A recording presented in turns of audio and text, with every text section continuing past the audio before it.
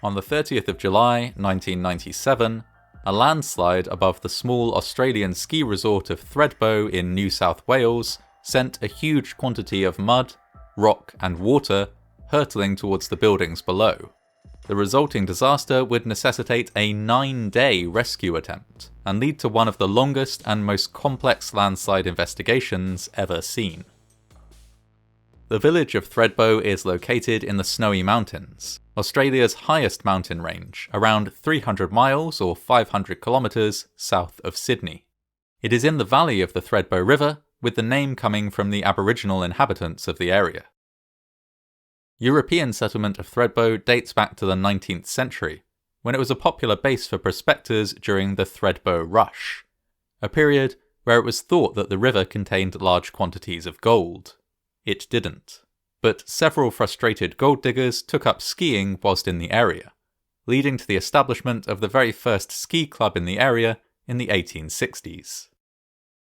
Thredbo remained a quiet village for the first half of the 20th century, with a moderate amount of tourism. This all changed when work began on a hydroelectric scheme in 1949. The scheme brought in a huge influx of workers, many of whom were Europeans with plenty of experience of skiing. One Czech worker named Tony Sponar had been a ski instructor in Austria, but had moved to Australia to work on the hydroelectric project. When he saw plans for the construction of Alpine Way, a new road that would provide much better access to the area, he saw the potential for increased tourism. He set up the Kosciuszko Chairlift and Thredbo Hotel Syndicate, tasked with establishing Thredbo as a major ski resort.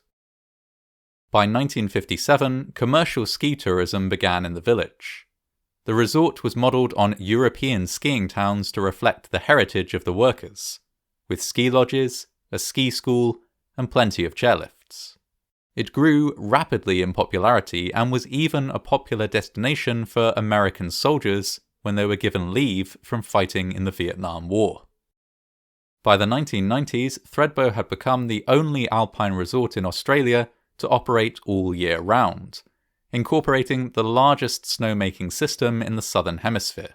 The village continued to grow and receive more and more investment. It was, for many years, a brilliant success story, and a beloved escape for many holidaymakers. At around 11:30 a.m. on the evening of the 30th of July, 1997, Earth began to slide down the mountain. Around 3.8 million kilograms, or 3,800 tons, of rock, water, and liquefied earth were incorporated into the slide, which ran down the mountainside until it crashed into the Karinya Lodge. The force of the impact tore the building in two. The landslide continued, joined by the debris of the Karinya. It crossed a small lake before colliding with the Bimbadeen Ski Lodge at high speed, and continuing down to the Bimbadeen Staff Lodge. All three buildings were completely destroyed. The New South Wales Fire Brigade Communication Centre started receiving calls within 10 minutes of the landslide, but most callers weren't fully able to understand what had happened. Some reported a small explosion, while others stated that up to 100 people were trapped in wreckage. By 12:30 a.m, police had arrived at the scene and ordered an evacuation of the area. A regional disaster was declared and medical staff were sent from nearby regions to help. They joined many volunteers from other organisations such as the Australian Red Cross and the Volunteer Rescue Association. The problem for the emergency services was that the area was too unstable for them to get close to the demolished buildings. At 7:30 a.m. on the morning after the landslide, the 31st of July, a medical command post was set up in a lodge close to the disaster site, and by 10 a.m. a team of geophysicists arrived from Sydney. After assessing the site, they gave the go-ahead for an excavation of the top layer of the rubble. Even with this expert analysis, digging in the rubble remained a risky prospect. The site was still unstable, and more than 6,120 litres, or 16,000 gallons, of icy water were rushing through the debris every hour. The rescuers themselves were at risk. Many of them had to be treated for minor injuries, and the medical team prepared to treat exhaustion and hypothermia. At 4:20 p.m. on the 31st of July, the first body was found. It would take over 4 hours before it could be pulled out, such was the precarious nature of the rubble. The search continued through the night. 250 workers were permitted to work at a time, with shifts lasting 2 hours before 4 hours of rest. While they searched, efforts were made to reinforce the area in the hope of preventing further landslides. The conditions were perilous. The ground was sloped and unstable, while the temperature dropped to -14 degrees Celsius or 6.8 degrees Fahrenheit during the night. Early in the morning of the 1st of August, another body was found, with 2 more being discovered later in the day. These bodies couldn't be recovered initially, as the rocks in the area were too unstable. A large slab of concrete, which had been part of the Bimbadeen car park, had formed a barrier, preventing rescue workers from accessing the area. Throughout the day, doctors met with relatives of the missing, and Assistant Police Commissioner Ken Moroney gave a statement to reporters about the hope of discovering any survivors, saying, "I think at this stage the chances are quite remote." At this point, thermal imaging and fibre optic cameras were showing no signs of life.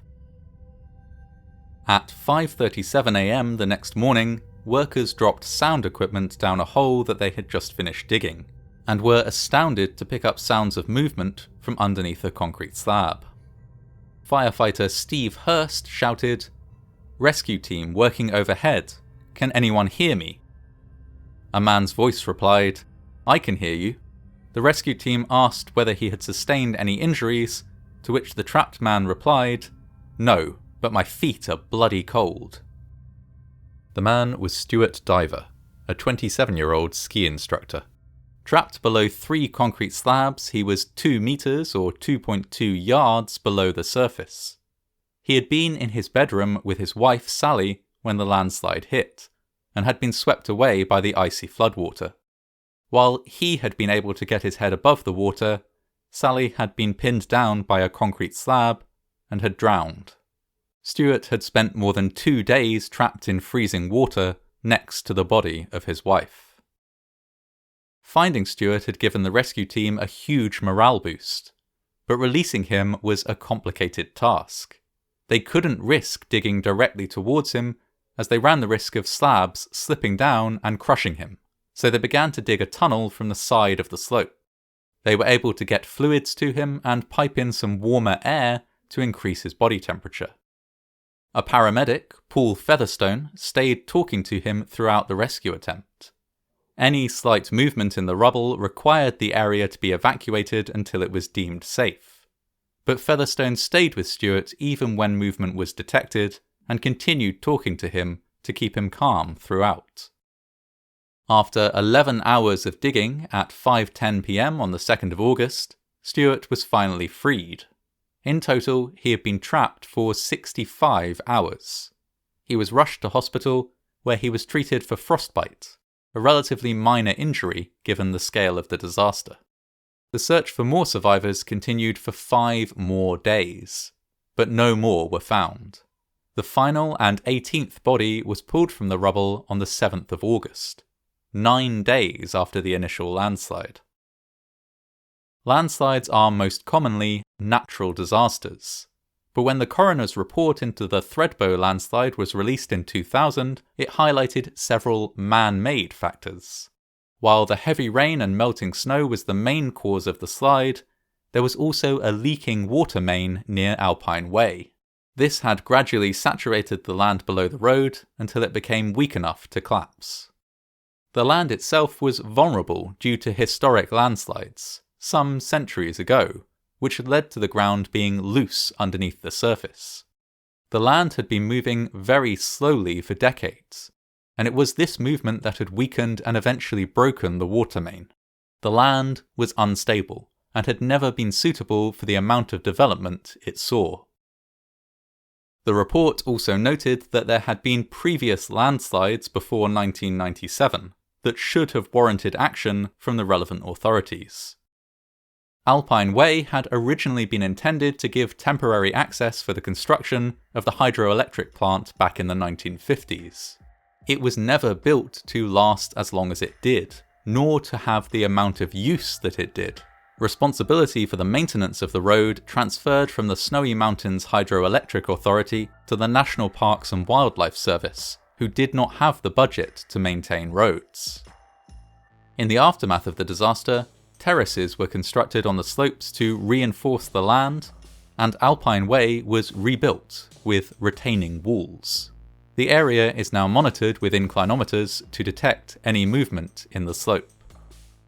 Following intervention from the Supreme Court of Australia, the Government of New South Wales paid out $40 million in out-of-court settlements with businesses and individuals following the incident, a process that took 7 years. The Search and Rescue Division of the Fire Brigade was expanded, and responsibility for Alpine Way was diverted to the Roads and Traffic Authority. Lessons were learned from the Thredbo landslide, but at an extremely high cost.